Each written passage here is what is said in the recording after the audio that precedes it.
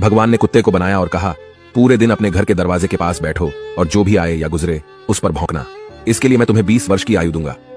कुत्ते ने कहा, यह बहुत लंबा समय है भौंकने के लिए, मुझे केवल 10 साल ही दीजिए और बाकी 10 मैं आपको वापस करता हूं। भगवान मान गए।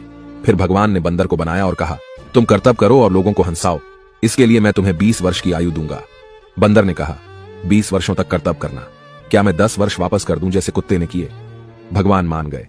इसके बाद भगवान ने गाय को बनाया और कहा, तुम्हें हर दिन किसान के साथ खेत में जाना है, उसका हाथ बटाना है और किसान के परिवार को दूध देना है, इसके लिए मैं तुम्हें 60 वर्ष की आयु दूंगा।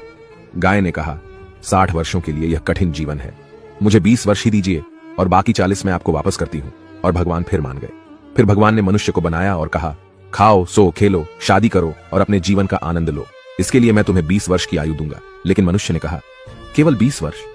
क्या आप मुझे कुत्ते द्वारा 10, गाय द्वारा 40 और बंदर द्वारा लौटाए गए 10 साल और नहीं दे सकते? भगवान मान गए और कहा, ठीक है, मैं तुम्हें 80 वर्ष की आयु देता हूं।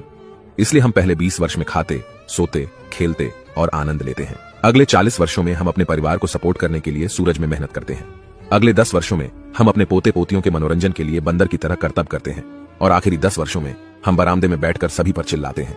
यही मानव जीवन है। ऐसी